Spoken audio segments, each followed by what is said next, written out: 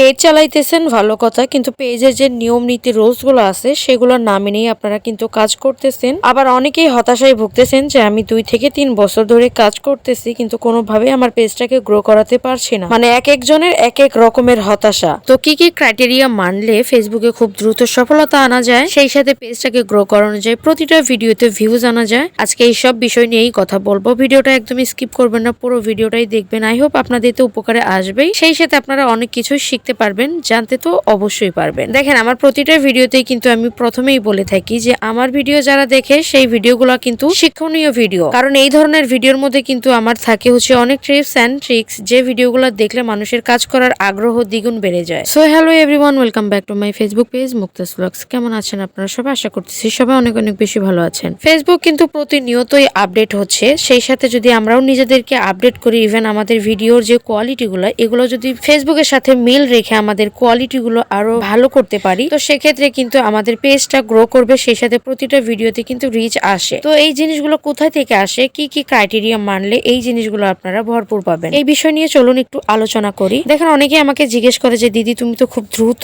সফলতা পেয়েছো আর প্রতিটা ভিডিওতেই তোমার ভালো ভিউজ আসে, সেক্ষেত্রে তোমার প্রতিটা ভিডিও ভাইরালের পথে এগোচ্ছে, আবার অনেক সময় দেখি তোমার ফলোয়ার গুলাও কিন্তু খুব দ্রুত বাড়তেছে। যারা আমাকে এই ধরনের কমেন্টস করেন এবং আমাকে বলেন, তো তাদেরকে বলি কি, আমি যেভাবে আমার পেজটাকে গ্রো করেছি এটার পিছনে কিন্তু অনেক পরিশ্রম করতে হয়েছে আমাকে। শুরুতে যখন ফেসবুক আপডেট দিয়েছে যে স্টোরি, ফটোস, টেক্সট এবং হচ্ছে রিলস ভিডিও, লং ভিডিও দিতে হবে, তো তখন আমি টানা 2 মাস থেকে 3 মাসের মতো এই কাজটা করেছি। তো আমার 3 মাস যেতে না যেতেই প্রায় ওই 2.5 মাসের দিকে আমাকে কন্টেন্ট মনিটাইজেশন দেয় ফেসবুক। তো তারপর যখন আমি হচ্ছে সেট আপ করলাম, সেট আপ করার দিকে দেখি যে আমার রিচ এনগেজমেন্ট একদম 0 হয়ে যায়, মানে পুরো ডাউন হয়ে গিয়েছে। তখন একটু ঘাবড়ানোর পথে আর কি ছিলাম, মানে আমার ভিতরে এতটা হতাশা এসেছিল যে আমি আর কাজই করব না ফেসবুকে, আমি এখন থেকেই বাদ দিয়ে দিব। তখন আমি একটু ঘাবড়িয়ে গিয়েছিলাম যে এত কষ্ট করে রিচ এনগেজমেন্ট তুললাম, কন্টেন্ট মনিটাইজেশনও পাইলাম, সবকিছু ডাউন করে ফেললো, এটার কারণটা? তার 2 দিন পরে দেখি আবারও আপডেট দিয়েছে ফেসবুক যে এখন থেকে আবারও হচ্ছে আমাকে কন্টিনিউ কাজ করতে হবে, আবার শুরু থেকে রিচ এনগেজমেন্ট গুলো আমাকে